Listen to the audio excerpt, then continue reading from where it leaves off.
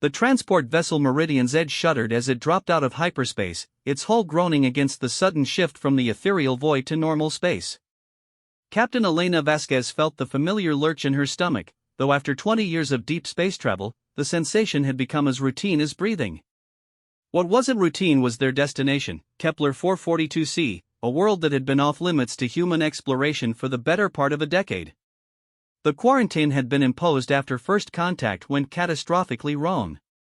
The Zelani, a species of feline-like beings with advanced psionic abilities, had initially welcomed human explorers with curiosity. But, within months, relations had soured to the point where the Galactic Council had declared the system a no-fly zone for human vessels. The official reports spoke of irreconcilable differences in communication protocols and incompatible neurological frameworks. The unofficial whispers told a different story. Humans were too aggressive, too unpredictable, too dangerous to be trusted near a species that could read thoughts and emotions as easily as humans read facial expressions. Elena had volunteered for this mission precisely because everyone else considered it career suicide. The diplomatic corps needed someone to establish a research station on the planet's northern continent, far from the main Zelani population centers. Someone expendable. Someone who wouldn't be missed if things went wrong again. She had accepted the assignment not out of desperation, but out of a peculiar form of professional pride that had sustained her through 2 failed marriages and a series of increasingly remote postings. As the Meridian's Edge settled into orbit, Elena studied the planet below through the observation deck's reinforced transparisteel. Kepler 442c was beautiful in the way that untouched worlds often were, vast oceans of deep blue-green, continents painted in shades of amber and rust, cloud formations that swirled with almost hypnotic regularity. It looked peaceful. Deceptively so. "Captain," came the voice of her second-in-command, Lieutenant Commander James Park, through the ship's internal communications system. "We've received clearance from Zelani Orbital Control. They're directing us to landing coordinates approximately 200 kilometers from the nearest settlement.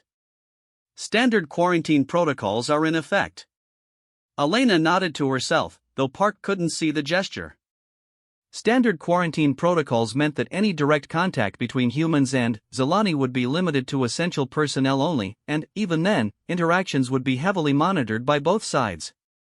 It was a far cry from the open diplomatic exchanges that had characterized humanity's first contact with other species, but, given the history between humans and Zelani, it was probably the best they could hope for. The landing itself was routine, if tense. The Meridian's Edge touched down in a clearing that had been specifically prepared for their arrival, trees cut back in a perfect circle, the ground leveled and reinforced to accommodate the weight of a heavy transport. As Elena watched through the ship's external cameras, she could see the subtle signs of Zelani technology at work, the too-perfect smoothness of the cleared ground, the way the remaining trees seemed to lean away from the landing site as if shaped by invisible hands, the faint shimmer in the air that suggested some kind of protective barrier. The next 3 days were spent in the tedious but necessary work of establishing their base camp. Prefabricated structures were assembled with military precision, power generators were brought online, communication arrays were calibrated and tested. Elena found herself working alongside her crew with a focus that surprised her. Usually, the bureaucratic aspects of setting up a new outpost left her feeling restless and irritable. But, here, with the weight of potential first contact hanging over every decision, even the most mundane tasks took on a quality of ritualistic importance. It was on the 4th day that Elena first saw her. The morning had started like any other. Elena was reviewing supply manifests in her temporary office, a glorified shipping container that had been converted into a workspace, when her personal assistant, Dr. Sarah Chen, burst through the door without knocking. "Captain," Sarah said, her voice tight with something between excitement and anxiety, "you need to see this." Elena followed Sarah to the edge of their camp, where a small cluster of her crew had gathered around the perimeter sensors. The devices themselves were unremarkable, standard Terran technology designed to detect movement within a 5-kilometer radius, but what they had detected was anything but standard. "There," said Sergeant Torres, pointing toward a ridge of rust-colored stone about half a kilometer to the north. "Been there for the past hour. Hasn't moved." Elena raised her binoculars and adjusted the focus. At first, she saw nothing but rock and the twisted trunks of the planet's native trees. Then, as her eyes adjusted, she spotted it, a figure sitting motionless on an outcropping of stone, facing their camp. Even at this distance, Elena could tell it was Zelani. The proportions were unmistakably non-human, too tall, too lean, with limbs that seemed to bend at angles that would be impossible for a human skeleton. But it was the stillness that struck her most. The figure sat with a kind of perfect immobility, like a statue carved from the stone itself. "How long has it been there?" Elena asked. "Sensors picked it up at 0630, Torres replied. "Could have been there longer, though. These devices aren't exactly cutting edge." Elena lowered her binoculars and considered her options. Standard first contact protocols called for her to report the sighting to both Terran Command and Zelani authorities, then wait for instructions. But something about the figure's patient stillness suggested that waiting might not be the right approach. The Zelani, whoever it was clearly aware of the human presence. The question was whether they were watching out of curiosity, suspicion, or something else entirely. "I want a full security sweep of the perimeter," Elena said finally. "Non-aggressive postures, but everyone stays alert. And get me a direct line to the Zelani Council. I think we need to have a conversation." But the conversation never came. Elena's requests for communication were acknowledged by Zelani authorities but never answered. The standard diplomatic channels that had been established during the initial quarantine negotiations remained frustratingly silent. It was as if the entire Zelani government had suddenly decided that the human presence on their world was not worth acknowledging. The figure on the ridge, however, remained exactly where it was. Days passed. Elena's crew grew accustomed to the silent watcher, though the tension never entirely dissipated. Some of the younger crew members started making jokes about their guardian angel, while others whispered about surveillance and espionage. Elena found herself checking on the figure multiple times each day, using the camp's long-range cameras to study the motionless form. It was during one of these observations that she noticed something that changed everything.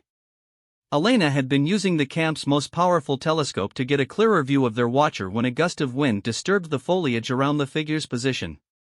For just a moment, the view was unobstructed, and Elena caught sight of something that made her breath catch in her throat. The Zelani wasn't alone.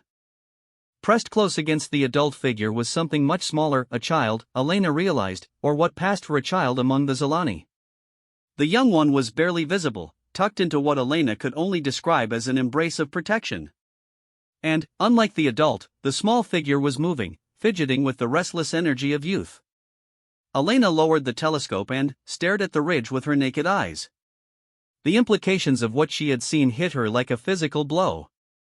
The adult Zelani wasn't watching the human camp out of official duty or scientific curiosity. It was protecting its young, showing the child what humans look like while keeping a safe distance. It was, Elena realized, the kind of thing any parent might do when trying to educate their offspring about potential dangers. The realization should have been humbling. Instead, it filled Elena with a cold anger that surprised her with its intensity. The Zelani sitting on that ridge saw humans as a threat to be observed and understood, but not engaged with. They were treating Elena's people like dangerous animals, interesting to watch, but too unpredictable to trust. Elena had spent most of her adult life dealing with the casual prejudices and institutional barriers that came with being a woman in a male-dominated field. She had learned to navigate the subtle dismissals and patronizing attitudes that suggested she wasn't quite qualified for the responsibility she had earned. But this was different. This felt like judgment based on species rather than gender, and it struck at something deeper than professional pride. That evening, Elena made a decision that would have horrified her superiors if they had known about it in advance. She was going to meet the watchers on the ridge. The next morning dawned clear and cold, with the kind of crisp air that seemed to magnify every sound and sharpen every detail. Elena had spent most of the night planning her approach. She would go alone, taking companions would only reinforce the impression that humans were inherently threatening. She would carry no weapons, not even the standard-issue sidearm that regulations required for off-ship excursions. And she would move slowly, deliberately, giving the Zelani every opportunity to retreat if they chose to. Elena left camp before dawn, telling her second-in-command that she was conducting a personal reconnaissance of the local area. It wasn't technically a lie, though it wasn't the whole truth either. She had learned long ago that sometimes leadership required making decisions that couldn't be fully explained or justified to subordinates. The walk to the ridge took nearly an hour. Elena had plotted a course that would bring her to the base of the rocky outcropping from an angle that would make her approach visible from a considerable distance. She wanted to give the Zelani plenty of time to decide whether to stay or go. As she climbed the narrow path that led up the side of the ridge, Elena found herself thinking about fear, specifically, about the different ways that fear could manifest and the choices it forced people to make. She had spent years studying xenobiological reports and diplomatic briefings, trying to understand why first contact between humans and Zelani had gone so wrong. The official explanations spoke of communication barriers and cultural misunderstandings, but Elena suspected the real problem was simpler and more fundamental. Both species were afraid of each other, and fear had a way of making even well-intentioned people do stupid things. Elena reached the top of the ridge to find it empty.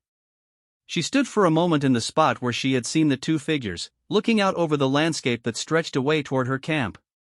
From this vantage point, the human outpost looked small and temporary, a collection of geometric shapes imposed on an organic landscape. Elena could understand why the Zelani might see it as an intrusion. She was about to turn and head back down the path when she heard it, a soft sound, barely audible, coming from a cluster of rocks a few meters away. Elena froze, listening.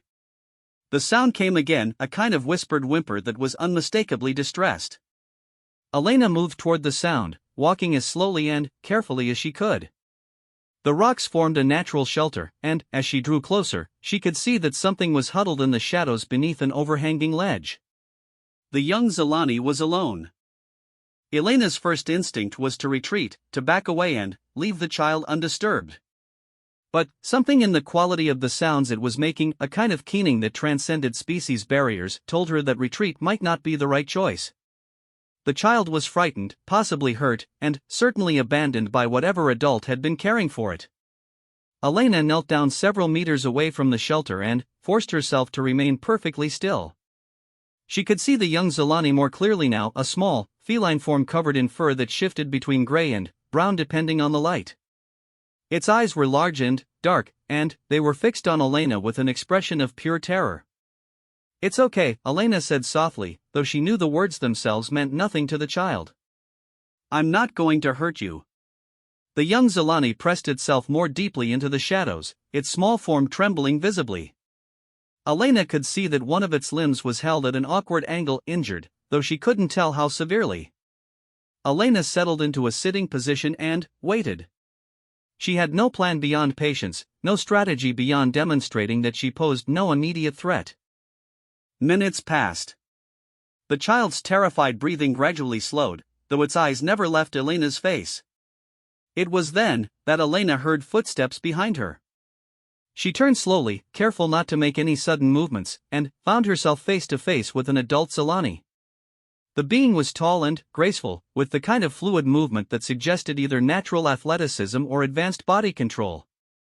Its fur was a darker shade than the child's, marked with intricate patterns that Elena couldn't interpret. But it was the eyes that held Elena's attention, large, intelligent, and filled with a mixture of concern and caution that was completely familiar despite the alien features. The adult Zelani looked from Elena to the child and back again, its expression unreadable. For a long moment, the three of them formed a tableau of mutual wariness, two adults of different species, each trying to assess the threat level of the other, while a frightened child watched from the shadows. Then, the Zelani did something unexpected. It sat down. The gesture was deliberately non-threatening, a conscious choice to reduce its own physical presence and match Elena's posture. Elena felt some of the tension leave her shoulders, though she remained motionless. The message was clear: neither of them was going anywhere until this situation was resolved. Elena found herself studying the adult Zelani with a kind of clinical fascination. The being was clearly the child's parent or guardian, the resemblance was obvious in the bone structure and the way their fur patterns echoed each other. But there was something else, something in the adult's posture that spoke of exhaustion and strain. This wasn't just a protective parent dealing with a frightened child. This was someone who had been pushed to their emotional limits. The realization hit Elena with sudden clarity: the adult Zelani was just as afraid as the child. All the briefings and reports Elena had studied spoke of the Zelani as an advanced species with sophisticated psionic abilities. They were described as inherently peaceful but psychologically delicate, prone to emotional instability when exposed to the chaotic mental emanations that humans apparently produced. Elena had always assumed this meant the Zelani saw humans as crude and overwhelming, like someone with perfect pitch being forced to listen to an out-of-tune orchestra. But, sitting here, watching an adult Zelani tremble with carefully controlled fear, Elena began to understand that the dynamic was more complex. The Zelani weren't just annoyed by human mental presence, they were genuinely frightened by it. And fear, Elena knew, made everyone do things that weren't necessarily rational. The standoff continued for what felt like hours but was probably only minutes. The child remained huddled in its rocky shelter, its large eyes darting between the two adults. The adult Zelani sat motionless, its attention focused entirely on Elena. And Elena herself remained frozen in place, afraid that any movement might shatter whatever fragile equilibrium they had achieved. It was the child who finally broke the stalemate. A small sound escaped from the rocky shelter, not the keening of terror that Elena had heard before, but something softer, more questioning. The adult Zelani's head turned toward the sound, and Elena saw something shift in its expression. Very slowly, the Zelani began to move toward the child's hiding place. Elena watched as the adult approached the rocky shelter with movements that were careful and deliberate, hands extended in gestures that were clearly meant to be soothing. The child's sounds grew more urgent, but less frightened, and Elena realized that what she was witnessing was a reunion. The adult Zelani reached the edge of the shelter and settled into a position that allowed it to partially shield the child from Elena's view while still keeping her in sight. Elena could hear soft sounds passing between them, not quite speech as humans understood it, but clearly a form of communication that was both vocal and something more. Elena remained where she was, fighting every instinct that told her to approach and help. The child was injured, possibly seriously, and her training as a starship captain included enough emergency medical knowledge to be useful. But she also understood that any attempt to intervene would likely be seen as an attack, regardless of her intentions. The sounds from the shelter continued, growing more complex and urgent. Elena could hear the adult's voice taking on a note of distress that transcended species barriers. Something was seriously wrong with the child, and whatever the adult was trying to do wasn't working. Elena made a decision that would have terrified her if she had stopped to think about it. Very slowly, she reached into her pack and withdrew a standard Terran medical scanner, a device about the size of a tablet computer that could diagnose a wide range of injuries and illnesses. She placed it on the ground between herself and the shelter, then backed away several meters. "Medical," she said softly, pointing to the device. "For the child. To help." The adult Zelani stared at the scanner for a long moment, then looked at Elena with an expression that might have been hope or might have been desperation. Elena could hear the child's breathing becoming more labored, and she realized that whatever injury it had sustained was getting worse. The Zelani approached the scanner with obvious caution, its movements suggesting a high degree of intelligence and technical understanding. Elena watched as it picked up the device and examined it with hands that were more dexterous than human appendages, though configured differently. After a few moments of experimentation, the Zelani seemed to understand the scanner's basic operation. Elena found herself holding her breath as the adult used the scanner on the child.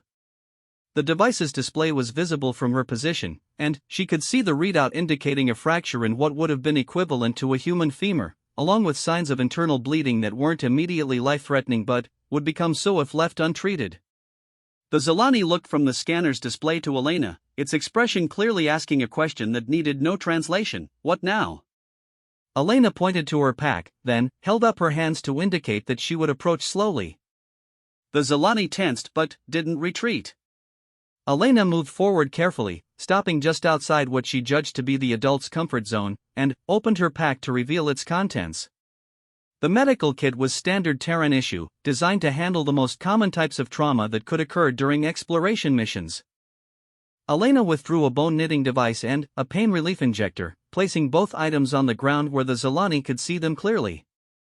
She then demonstrated their use on herself, showing how the bone knitter's energy field could accelerate natural healing and how the injector could be calibrated for different body weights and metabolisms.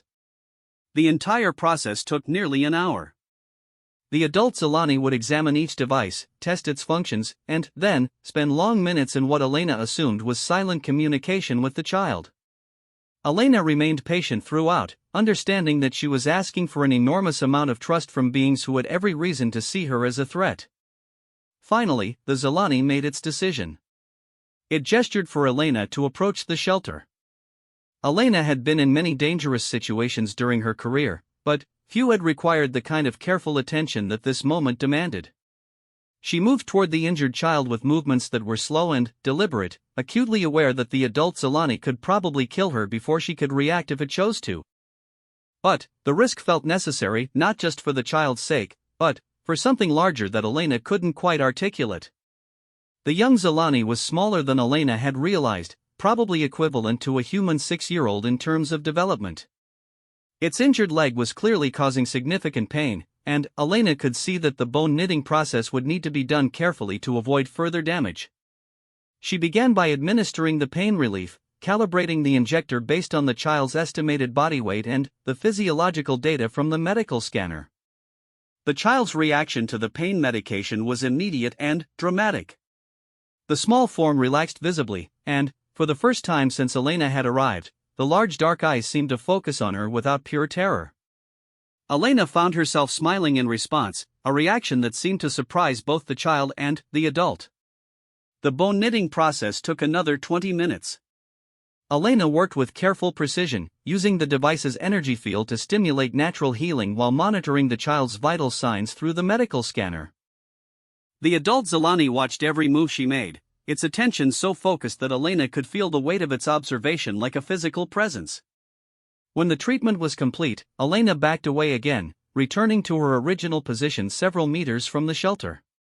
The child was now sleeping peacefully, its breathing steady and unlabored. The adult Zelani spent several minutes checking the healing injury, using what Elena assumed were its own species' methods of medical assessment. Finally, the Zelani looked at Elena and did something that changed everything between them.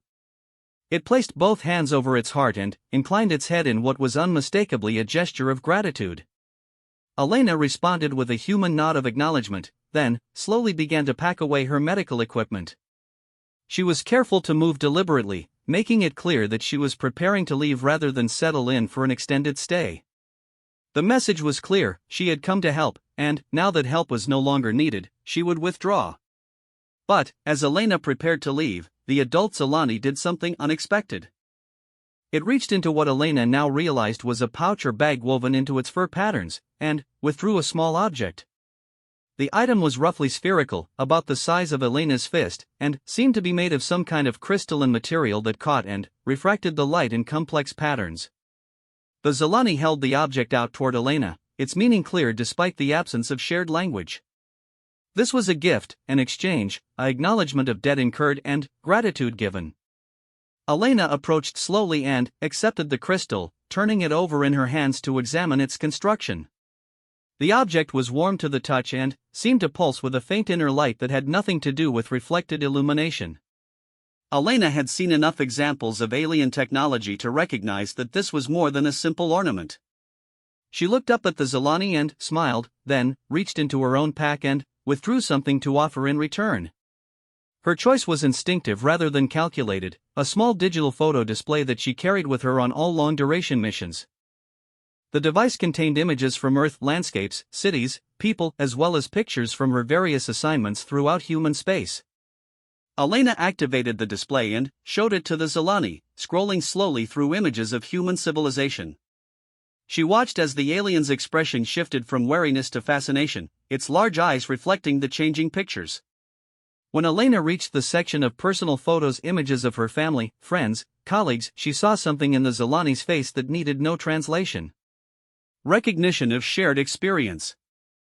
Understanding that the humans who had come to this world were not monsters or invaders, but people with lives and relationships and obligations that mirrored those of any intelligent species. The exchange complete, Elena prepared to leave for the second time. But now the dynamic had changed completely. The adult Zelani stood as Elena gathered her belongings, and the child stirred from its healing sleep to watch the proceedings with alert curiosity rather than fear. As Elena walked away from the rocky shelter, she could feel their eyes following her progress down the ridge. But the sensation was no longer one of surveillance or suspicion. It was something closer to acknowledgement, a recognition that contact had been made and both sides had survived the experience intact. Elena made the return journey to her camp in a state of mental exhaustion that surprised her. The encounter had lasted less than 3 hours, but it felt like she had been engaged in the most intense negotiations of her career. Every gesture, every movement, every decision had carried implications that reached far beyond the immediate situation. When Elena finally reached the perimeter of the human outpost, she found her crew waiting for her with expressions that ranged from relief to alarm. Lieutenant Commander Park approached her with obvious concern. "Captain, where have you been? We've been trying to reach you for the past hour." Elena realized that she had forgotten to carry her communication device, a breach of protocol that would normally have been unthinkable. But normal protocols seemed inadequate to describe what had just occurred. "I was conducting a reconnaissance," Elena said, which was technically true. "What's the situation here?" "We've received a priority message from Zelani authorities," Park replied. "They want to establish direct communication with you as soon as possible. Something about a significant development in human-Zelani relations." Elena looked back toward the ridge where she had left the two Zelani, though they were no longer visible from this distance. She wondered if word of their encounter had already spread through whatever communication networks the Zelani used, and if so, how it would be interpreted by the larger community. "Set up the communication link," Elena said finally. "It seems we have some talking to do." Part 2, the communication chamber that Elena's crew had established was a marvel of diplomatic engineering, a sterile, neutral space designed to minimize the cultural and psychological barriers that could complicate interspecies dialogue. The walls were a soothing gray-blue, the lighting was calibrated to be comfortable for both human and Zelani visual systems, and the furniture could be reconfigured to accommodate different anatomical requirements. But, as Elena sat waiting for the call to connect, she found herself thinking that no amount of technological sophistication could address the fundamental challenge of making two very different species understand each other. The holographic display activated with a soft chime, and Elena found herself face to face with a Zelani unlike any she had encountered before. This being was clearly elderly by the standards of its species, its fur had faded to silver white, and its movements carried the careful deliberation that comes with advanced age. But its eyes were sharp and intelligent, and Elena could sense an authority that transcended physical presence. "I am Keeper Thalen of the Northern Council," the Zelani said, its words translated by the sophisticated linguistic algorithms that had been developed during the initial contact period. "You are Captain Elena Vasquez of the human expedition." Elena nodded, noting that this wasn't a question. The Zelani clearly knew exactly who she was and why she was here. "Keeper Thalen," Elena replied, using the formal address that had been established during previous diplomatic exchanges. "I understand you wanted to speak with me." "Indeed." Thalen's expression was unreadable, but Elena sensed a gravity in its manner that suggested this conversation would be more significant than a routine diplomatic check-in. "We have received interesting reports about your activities this morning." Elena felt her heart rate increase, though she kept her expression neutral. "I conducted a personal reconnaissance of the local area. I wasn't aware that this required prior authorization." "It does not," Thalen replied. "However, the nature of your reconnaissance was unusual. You encountered two of our people in distress and chose to provide assistance rather than retreat to a safe distance." Elena realized that she was being tested. The Zelani clearly knew exactly what had happened on the ridge, probably in much greater detail than Elena herself possessed. This conversation wasn't about gathering information, it was about assessing her motivations and character. "A child was injured," Elena said simply. "I had medical supplies that could help." The choice seemed obvious. Thalen studied Elena for a long moment, its alien features revealing nothing of its thoughts. "Most humans would have seen our people as a potential threat to be avoided or neutralized. You saw a parent with a hurt child. Why? The question struck Elena as both simple and profound. Why had she chosen to approach rather than retreat? Why had she risked her own safety and, potentially the entire mission to help beings that her own government had classified as psychologically unstable and, potentially dangerous? Because, Elena said slowly, fear isn't a good basis for making decisions about other people. And, because some things matter more than protocols. Thalen's expression shifted slightly, and Elena thought she detected something that might have been approval. The injured youngster was my grandchild, the elderly Zelani said quietly. And, the adult who accompanied it was my own offspring, against direct orders from our government. Elena felt the weight of this revelation. The encounter on the ridge hadn't been a chance meeting, it had been the result of a deliberate choice by Zelani individuals to violate their own species' quarantine protocols. The parallel to her own unauthorized reconnaissance was too obvious to ignore. Why did they approach our camp? Elena asked. Curiosity, Thalen replied. And something more complex that your language lacks adequate terms to describe. My offspring has spent considerable time studying human behavior through long-range observation. They became convinced that humans are not the inherent threat that our authorities believe them to be. The expedition to your camp was intended as a personal research project. Elena found herself thinking about the hours she had spent being watched from the ridge, unaware that she and her crew were serving as subjects for an unauthorized xenological study. The idea should have been unsettling, but, instead she found it somehow comforting. The Zelani watching them hadn't been gathering intelligence for hostile purposes, they had been trying to understand. What happened to your grandchild? Elena asked. A fall during the approach to your position, Thalen explained. The injury was not immediately life-threatening, but it required treatment that we could not provide in the field. When you chose to help rather than retreat, you demonstrated something that our authorities have claimed is impossible for humans, the ability to prioritize another being's welfare over your own security concerns. Elena thought about this assessment and realized it revealed more about Zelani assumptions than human nature. You thought we were incapable of empathy? Not incapable, Thalen corrected. But, our previous experiences with humans suggested that your species' survival instincts override other considerations when faced with perceived threats. Your people's mental emanations are chaotic from our perspective. We assumed this chaos extended to moral reasoning as well. Elena began to understand the fundamental misunderstanding that had poisoned human-Zelani relations from the beginning. The Zelani were natural telepaths, capable of sensing the emotional and mental states of others with extraordinary accuracy. But, human mental processes were apparently so different from Zelani psychology that they registered as noise rather than communication, static that suggested disorder rather than simply a different way of thinking. What do our mental emanations feel like to your people? Elena asked. Thalen was quiet for several moments, clearly struggling with how to explain an experience that had no human equivalent. Imagine, it said finally, that you are accustomed to hearing a symphony played by a perfectly coordinated orchestra. Every instrument in harmony, every note precisely timed and placed. Then, suddenly, you are exposed to jazz improvisation. Multiple instruments playing different melodies simultaneously, rhythms that shift and change without apparent pattern, harmonies that seem to clash and resolve in unpredictable ways. Elena found herself smiling at the analogy. Jazz can be beautiful once you understand what you're listening to. Indeed, Thalen replied. But, it requires a significant adjustment in perspective and expectation. Our people have been slow to make this adjustment. Elena sensed that this conversation was approaching a critical moment. The Zelani elder hadn't contacted her simply to discuss cultural differences or to thank her for helping an injured child. There was something larger at stake here, something that required careful navigation. Keeper Thalen, Elena said carefully, why are you telling me this? The elderly Zelani's expression became even more serious.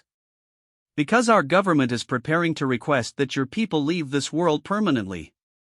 The official position is that human presence creates too much psychological stress for our population to tolerate long-term.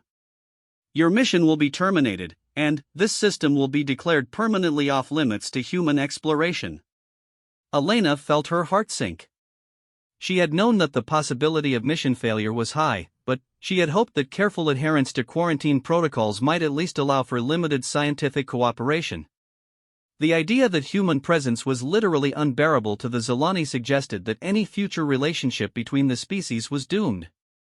However, Thalen continued, a small but growing number of our people believe that this assessment is based on incomplete understanding. Your actions today have provided evidence that humans are capable of the kind of measured, empathetic response that we had believed impossible. This evidence may be sufficient to change official policy, but only if it can be properly demonstrated.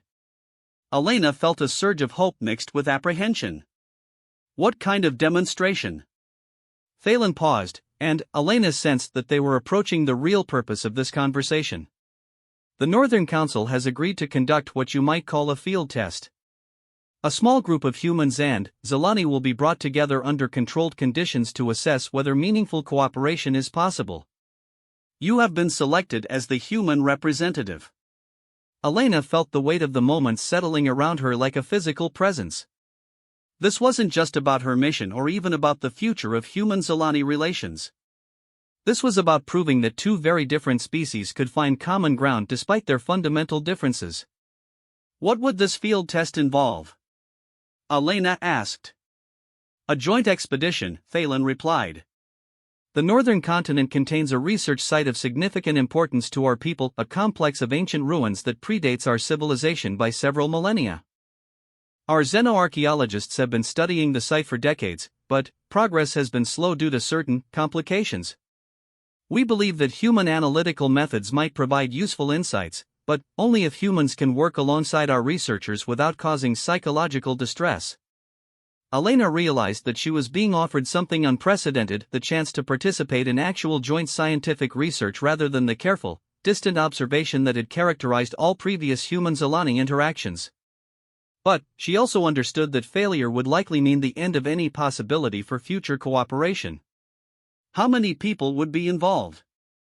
Elena asked. Small numbers initially, Thalen replied. Perhaps 4 or 5 individuals from each species. The expedition would last several weeks and would be conducted under close monitoring by both governments. If successful, it could serve as a model for future collaborative efforts. Elena found herself thinking about the practical challenges such an expedition would face. The language barriers alone would be formidable, even with translation technology. And then, there were the psychological factors that Thalen had described, the chaotic mental emanations that apparently made human presence stressful for Zelani individuals.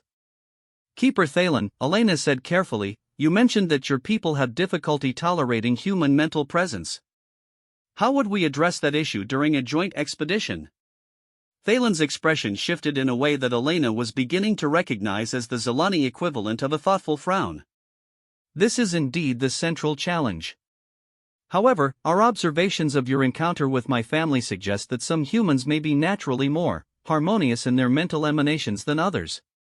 You, Captain Vasquez, appear to possess a psychological profile that our people find less distressing than the human norm. Elena wasn't sure whether to be flattered or concerned by this assessment. What makes you think that?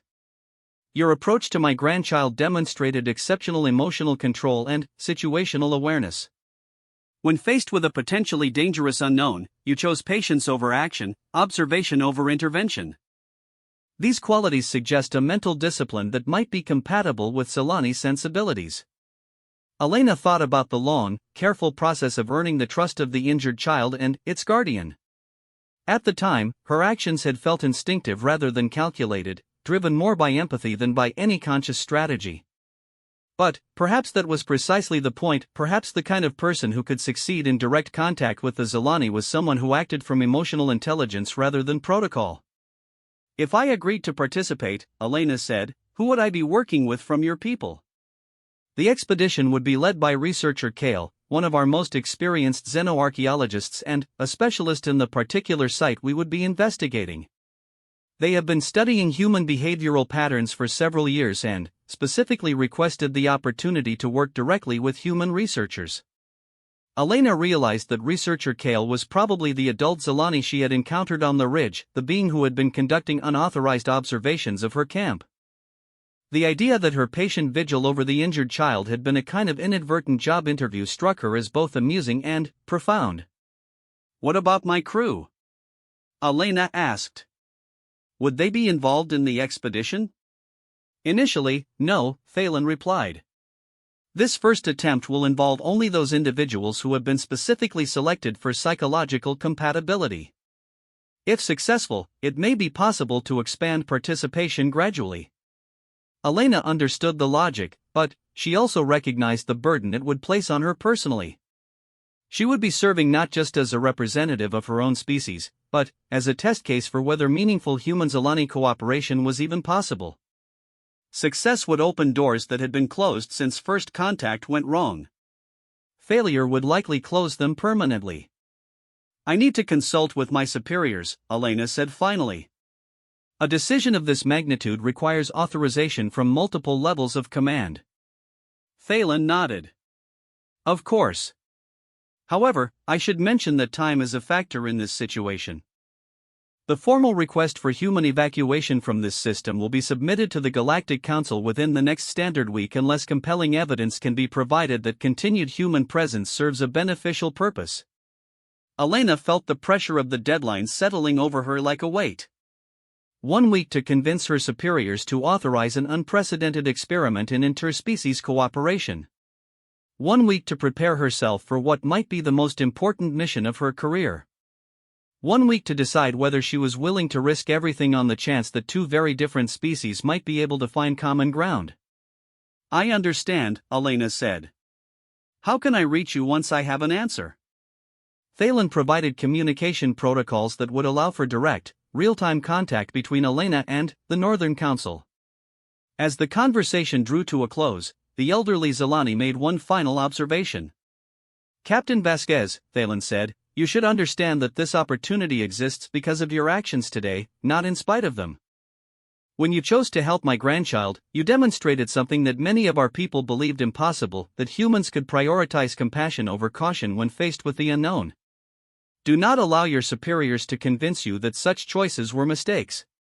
The communication link ended, leaving Elena alone in the sterile diplomatic chamber with nothing but the weight of an impossible decision. She sat quietly for several minutes, thinking about fear and patience and the different ways that individuals and institutions responded to uncertainty. Finally, Elena activated her personal communication device and sent a priority message to Terran Command. The conversation she was about to have would determine not just her own future, but potentially the future of human-alien relations throughout the galaxy. But first, she had a much more difficult conversation to prepare for. Elena needed to explain to her crew why their captain was considering volunteering for what was essentially an experimental first contact mission with beings that their own government considered psychologically unstable and potentially dangerous. Elena made her way back to the main camp, where she found her senior staff gathered around a holographic display showing local topographical data. Lieutenant Commander Park looked up as she approached, his expression clearly indicating that he had questions about her morning reconnaissance that she hadn't yet answered. "Everyone take a seat," Elena said, settling into a chair that had been configured for formal briefings. "We need to talk about where this mission goes from here." Over the next hour, Elena explained everything: her encounter with the injured Zilani child, the subsequent communication with Keeper Thalen, and the proposal for a joint archaeological expedition that would serve as a test case for future human-Zilani cooperation. She watched her staff's expressions shift from curiosity to concern to something approaching alarm as the full implications of the situation became clear. "Captain," said Dr. Sarah Chen, the mission's chief scientific officer, "you're talking about direct, unsupervised contact with a species that our own xenopsychologists have classified as fundamentally incompatible with human psychology. The potential for misunderstandings that could escalate into violence is enormous." "The potential for breakthrough is equally enormous," Elena replied. "Dr. Chen, you've spent the last 5 years studying the limited data we've been able to gather about Zilani civilization from long-range observations. This expedition would give you access to active research sites and direct collaboration with Zilani scientists. That's an opportunity that may never come again." Lieutenant Commander Park raised a more immediate concern. "Captain, even if Terran Command authorizes this experiment, how do we ensure your safety during an extended expedition with beings we don't fully understand? Our standard security protocols assume a degree of behavioral predictability that may not apply here. Elena had been expecting this question, and she had spent considerable time thinking about her answer. The safety protocols will need to be fundamentally different from what we normally use, she admitted. This expedition isn't about maintaining control over potential threats, it's about demonstrating that we can work alongside partners rather than just observe subjects. Sergeant Torres, the mission's security chief, looked distinctly uncomfortable with this assessment. Ma'am, with respect, partnership requires mutual trust, and trust takes time to develop. You're talking about placing yourself in a vulnerable position with beings we've had virtually no positive contact with for the better part of a decade. Elena understood Torres's concerns, and she respected the professional obligations that made him cautious about anything that could compromise her safety. But she also recognized that extraordinary situations sometimes required extraordinary risks. Sergeant, Elena said carefully, what happened this morning wasn't planned or prepared for. I found myself in a situation where I had to choose between following protocols designed to keep me safe and doing something that felt morally necessary. I chose to help, and the result was the first meaningful positive contact between humans and Zelani since initial diplomatic relations broke down. Elena paused, looking around the room at the faces of the people who had volunteered to serve under her command on what everyone had known was likely to be a career-ending assignment. These were professionals who understood risk and who had already demonstrated their willingness to accept personal consequences in service of larger goals. The opportunity we're being offered is unprecedented, Elena continued. But it's also fragile. If we approach it with the same assumptions and precautions that have characterized previous human-Zelani interactions, we'll probably get the same results. Something different is required here, and that means someone has to be willing to take personal risks that can't be completely mitigated by standard procedures. Dr. Chin spoke up again, her voice carrying a note of professional excitement that hadn't been there before. Captain, if this joint expedition is successful, it could revolutionize our understanding of alien psychology and interspecies communication. The research potential alone justifies considerable risk. Elena could see her staff beginning to shift from reflexive caution to grudging acknowledgement that the opportunity might be worth pursuing. But she also understood that the final decision couldn't be made by committee. As captain, the responsibility for accepting or declining the Zelani proposal was ultimately hers alone. I'm going to contact Terran Command and recommend that they authorize my participation in this expedition, Elena said finally. I believe the potential benefits outweigh the risks, and I believe the alternative permanent closure of this system to human exploration is unacceptable. Lieutenant Commander Park nodded slowly. What do you need from us, Captain?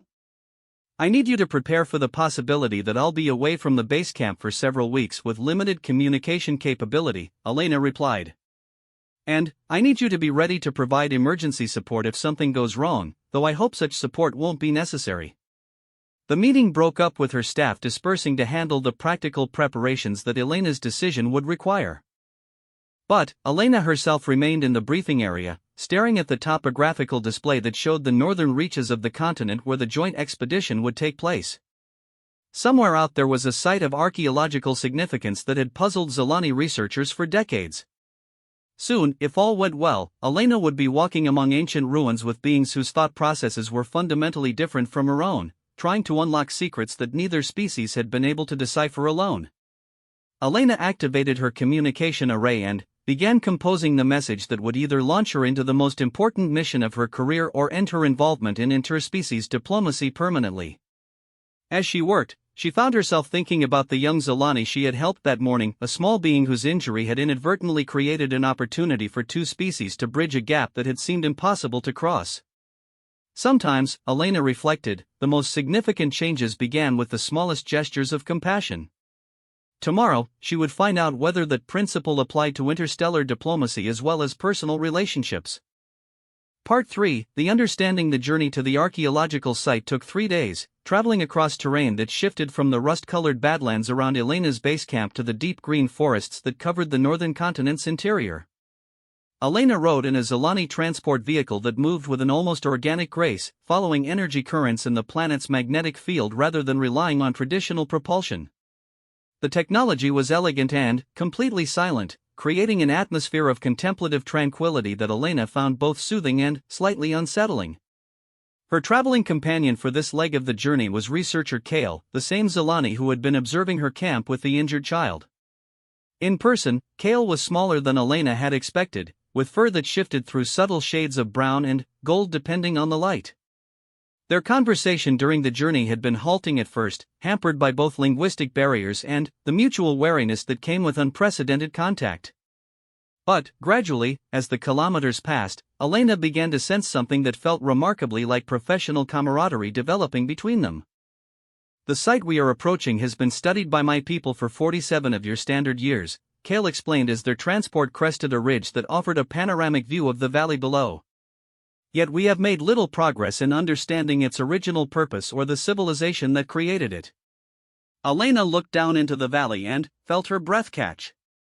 The ruins were vast, a complex of geometric structures that stretched across several square kilometers, built from some kind of dark stone that seemed to absorb rather than reflect light. The architecture was unlike anything Elena had seen before, with angles and proportions that suggested a completely alien aesthetic sense. But it was the scale that was most impressive. This wasn't a single building or even a cluster of buildings, but an entire city that had somehow been preserved across millennia.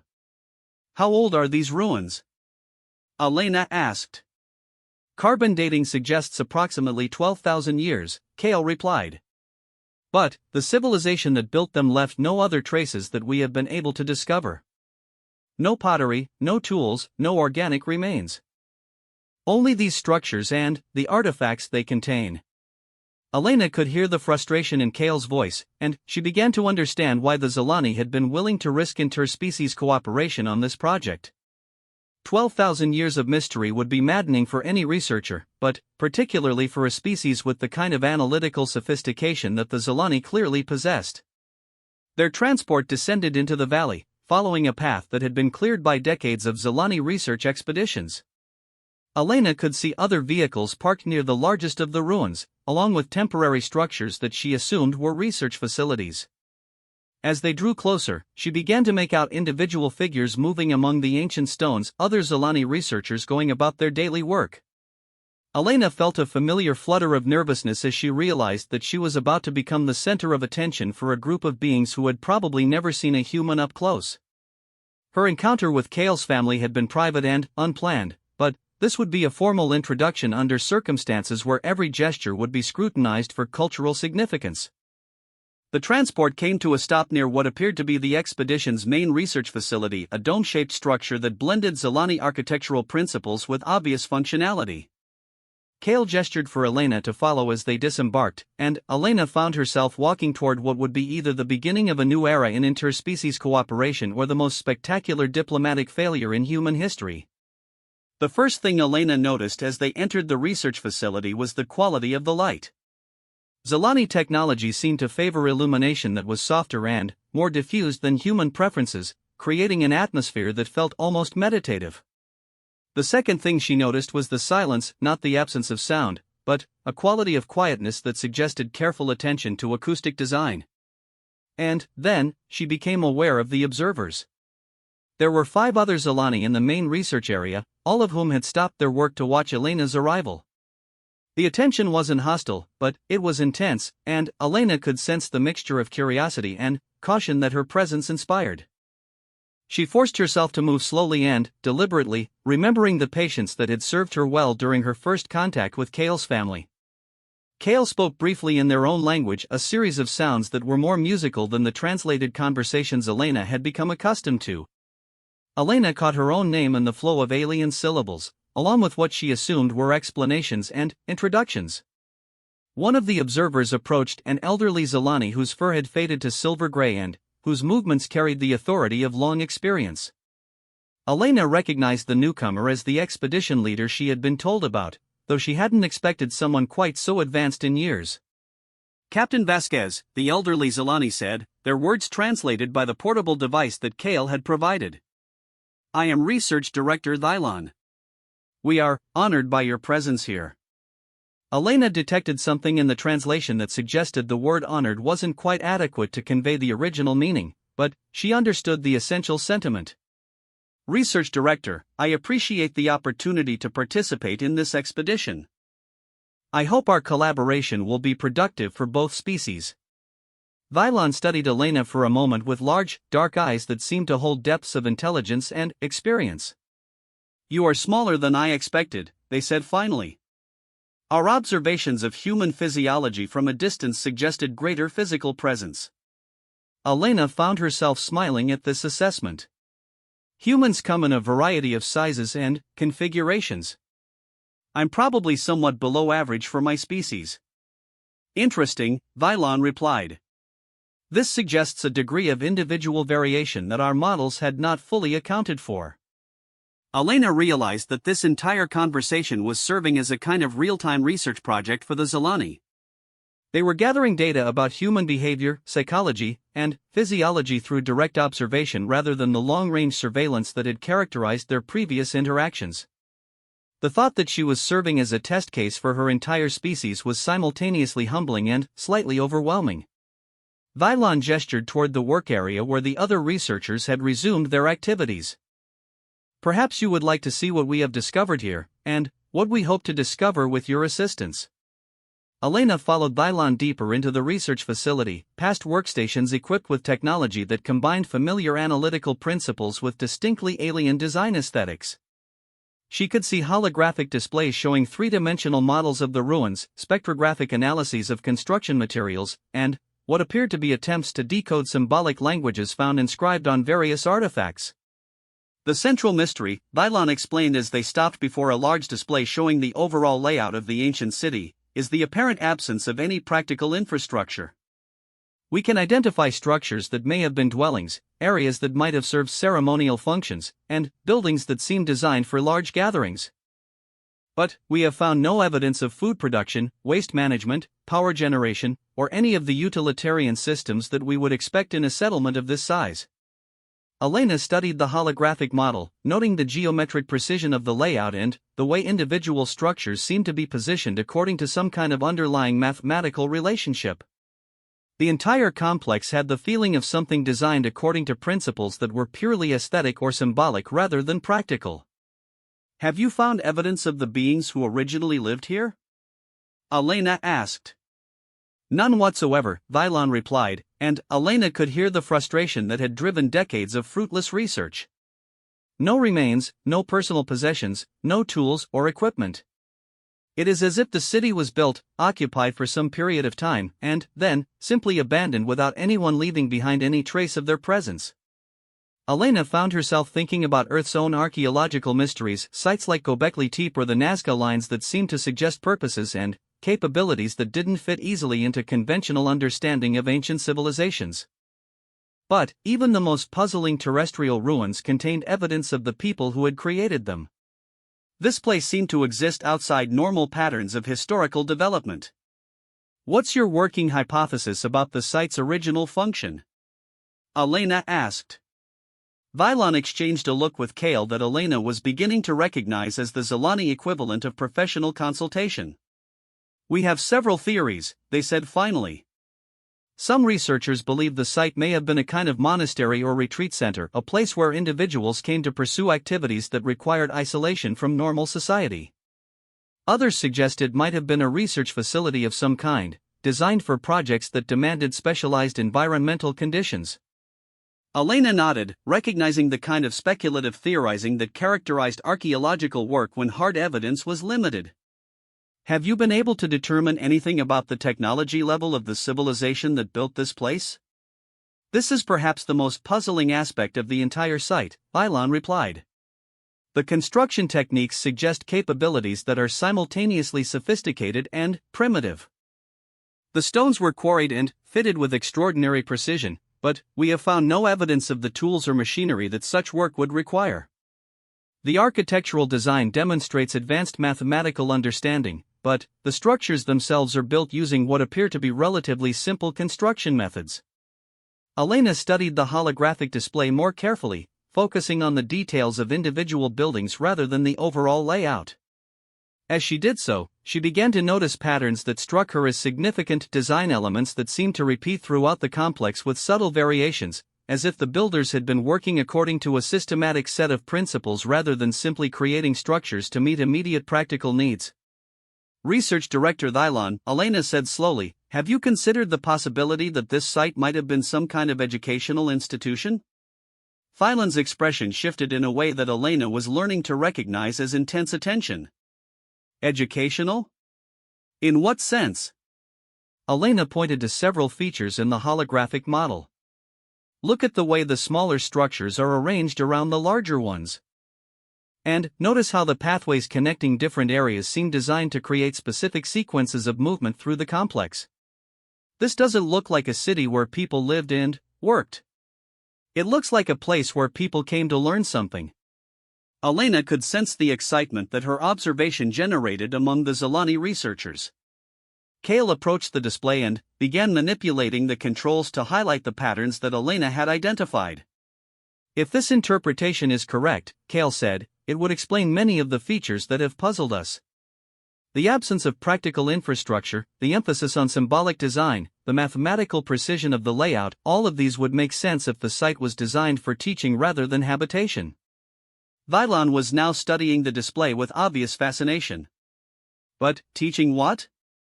And, to whom?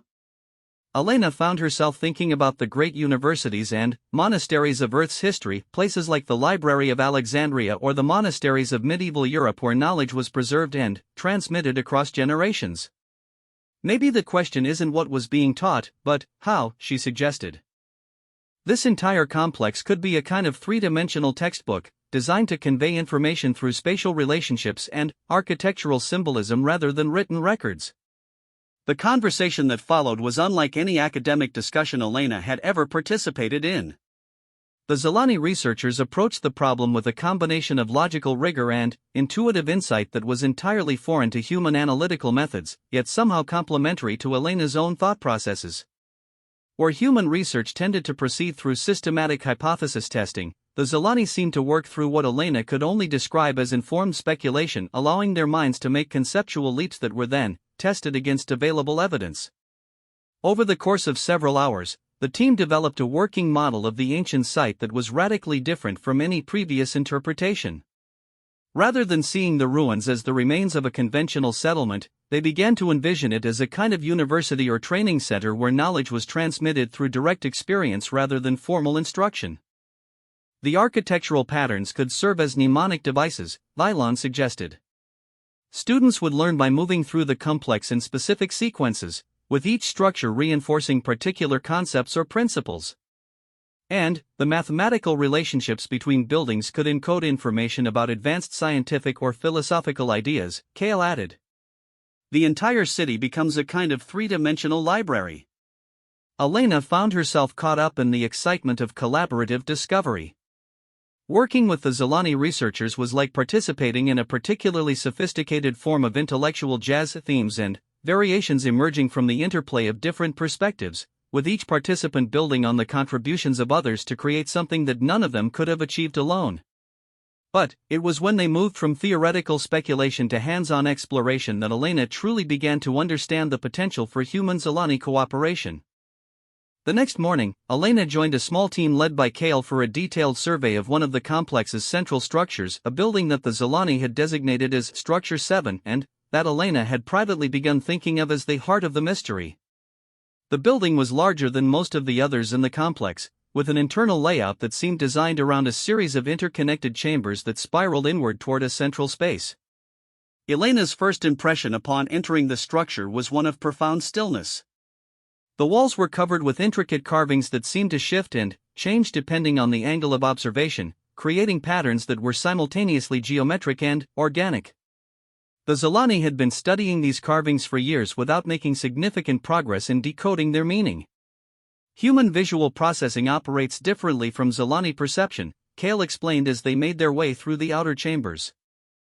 We are hoping that your perspective might reveal patterns that our own senses cannot detect. Elena found herself studying the carvings with the kind of focused attention she usually reserved for critical navigation problems. The symbols seemed to follow some kind of internal logic, but it was a logic based on visual relationships rather than conventional linguistic structure. As she worked her way deeper into the building, Elena began to notice that the carvings seemed to be telling some kind of story, not through sequential narrative, but through the gradual transformation of recurring motifs.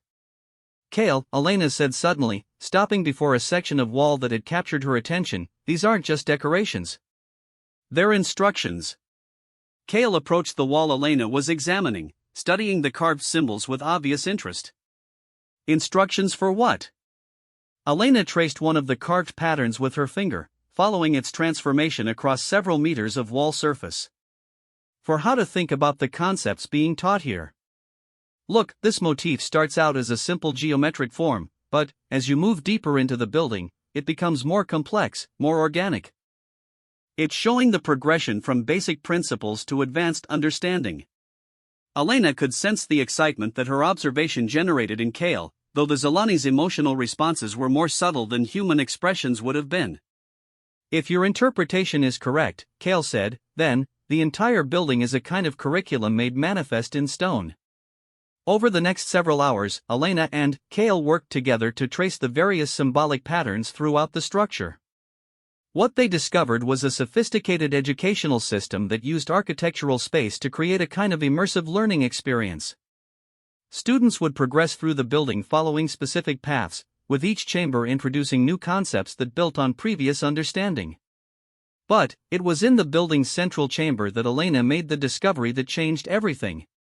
The heart of Structure 7 was a circular room with walls that rose to a domed ceiling covered in star patterns that seemed to map constellations unknown to either human or Zelani astronomy.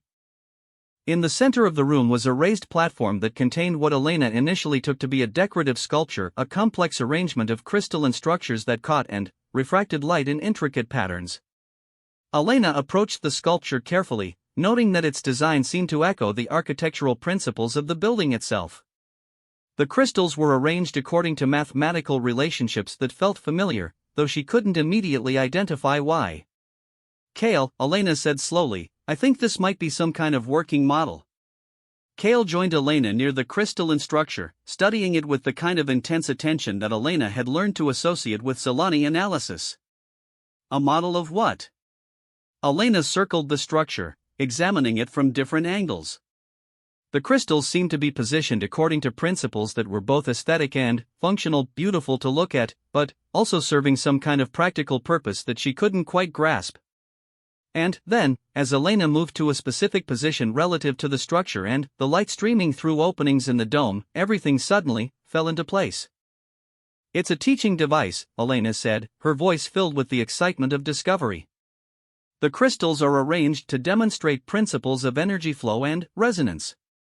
When light hits them at specific angles, they create interference patterns that illustrate advanced physics concepts." Elena moved around the structure, showing Kale how different positions created different visual effects. The ancient builders weren't just teaching abstract theory, they were providing hands-on demonstration of principles that their students could observe and experiment with directly. Kale's response was immediate and unmistakable, a kind of harmonic sound that Elena realized was the Zelani equivalent of excited laughter. "This changes everything we thought we understood about this site," they said. "If this structure is a physics laboratory, then the entire complex might be an advanced scientific research institution." Elena found herself thinking about the implications of this discovery. If the ancient ruins represented a scientific academy of some kind, then the knowledge preserved here might be relevant to both human and Zelani civilizations. The opportunity to study advanced scientific principles that had been developed by a completely independent evolutionary path could revolutionize both species' understanding of the universe. But, more immediately, Elena realized that the process of making this discovery had demonstrated something equally important: humans and Zelani could work together effectively when their different cognitive approaches were properly coordinated. Elena's pattern recognition abilities had complemented Kale's analytical skills to produce insights that neither could have achieved alone. Over the following days, Elena and the Zelani research team worked together to explore the implications of their discovery. They found evidence that Structure 7 was just one of several buildings designed as interactive laboratories, each focused on different areas of scientific study.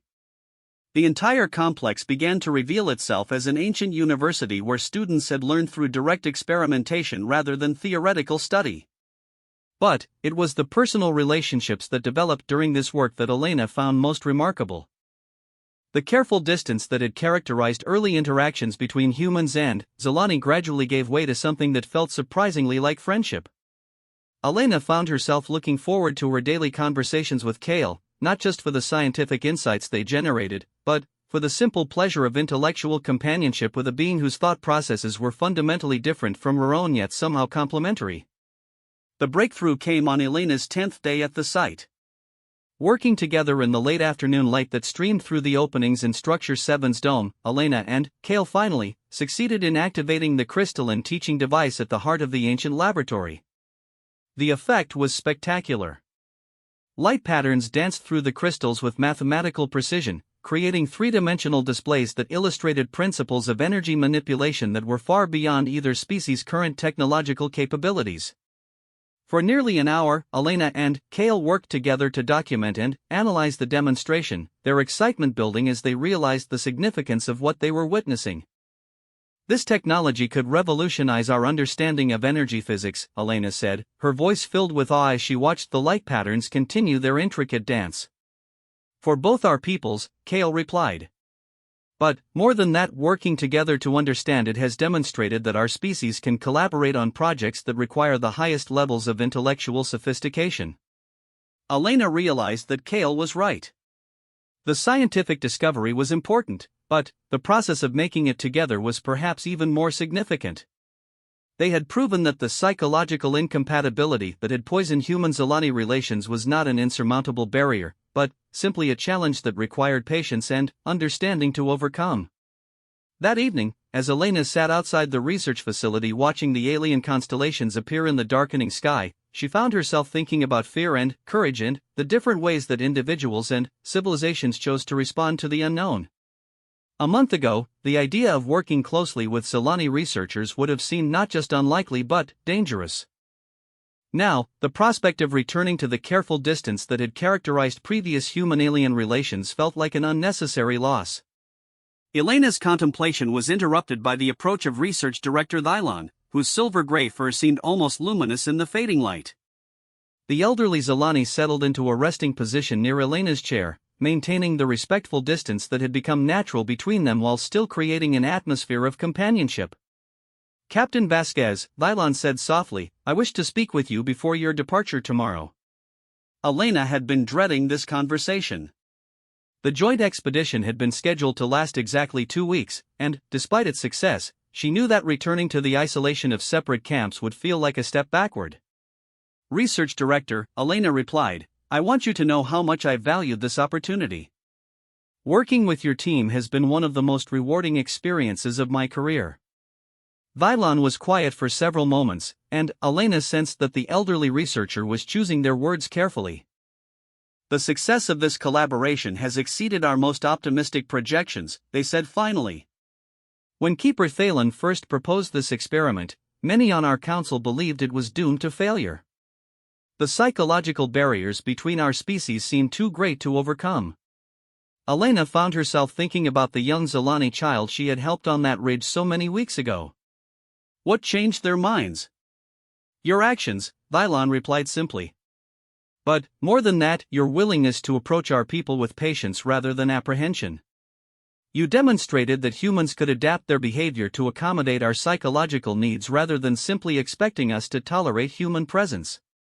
Elena realized that she was receiving a compliment that was also a profound observation about the nature of successful interspecies relations. The key wasn't just tolerance or acceptance, but active adaptation, the willingness of individuals from different species to modify their own behavior in order to create space for meaningful collaboration. What happens now?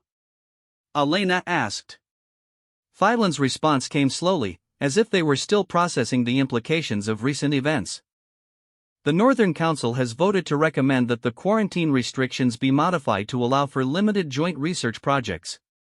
Not full open contact, but carefully managed collaborations involving individuals who have demonstrated compatibility with interspecies cooperation. Elena felt a surge of hope mixed with apprehension. That's wonderful news, but it also means that what we've accomplished here will need to be replicated with other human and Zelani participants. Indeed, Vylon agreed. The question becomes whether the success we have achieved here was due to unique circumstances and exceptional individuals, or whether it represents a model that can be scaled to larger populations. Elena thought about her crew back at the base camp, waiting for her return with what she hoped would be positive news about the future of human presence on this world. She thought about the Zelani researchers she had worked with, who had shown her forms of intelligence and insight that challenged many of her assumptions about alien psychology. And she thought about the young child whose injury had inadvertently created the opportunity for everything that had followed. Research Director Thylon, Elena said finally, I believe the key insight from this expedition is that meaningful cooperation requires individuals who are willing to destroy their own preconceptions about what is possible. Fear makes us retreat to what we think we know about others. Courage allows us to discover what we didn't know we could become ourselves. Vylon turned to look at Elena directly, their large dark eyes reflecting the light of the alien stars. You speak of transformation through contact with the unknown. This is a concept that our philosophers have long debated, but which few have had the opportunity to experience directly.